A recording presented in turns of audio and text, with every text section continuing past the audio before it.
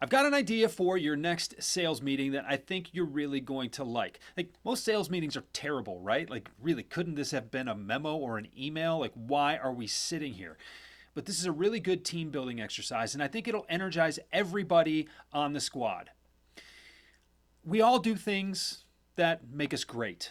And most times, most salespeople don't really recognize that thing about them that makes them great. But when you look around the room and you see your colleagues, you see the people that you work next to all the time, you recognize what makes them great. And you have an opportunity to show them or tell them what makes them great. And I think it helps everybody on the team when you do that. But it can also be a little weird to just be passing compliments around the room all the time. So, how do we make this work? Well, you send out a document before the meeting. Couple of days, shouldn't take that long.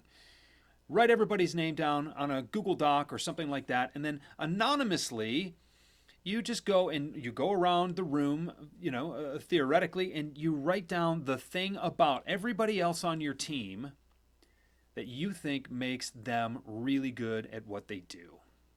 And you run through, and there may be half a dozen to 10 names on this list, and you submit them all to the leader. And then when it comes time to have the meeting, you go through the list. And the data is compiled ahead of time. So Sarah does these things brilliantly well. What's that going to do, right? You talk about Sarah's special gifts and her talents. You talk about David's, he's really, really good in this regard. You talk about Scott over there who does great work. You talk about Teresa over here. You go around the room, right? What happens? One, you're going to find some commonalities, right? Because people recognize greatness, but they also recognize greatness in their own words and in their own ways. So you're going to hone in on the things that make every person on your team really, really good. And that is going to provide a learning opportunity and an opportunity certainly for inspiration for other people on the team to say, how can I do that a little bit more myself in my own way, right? It's almost a daydreaming exercise that's really, really powerful.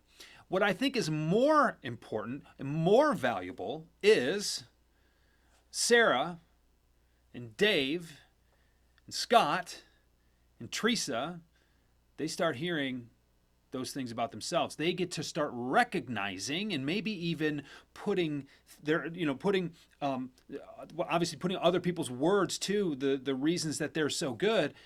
That solves a blind spot for them.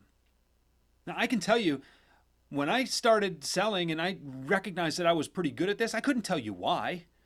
I thought, well, this kind of thing comes intuitively to me, so isn't this what everybody does? Like, those were big blind spots for me. It wasn't until someone sat me down and said, hey, no one else is saying it like you, right? I've never heard this technique described in this way before, right? And so when you start to hear those things, when you start to understand what you're really good at, you can double down on what you're really good at.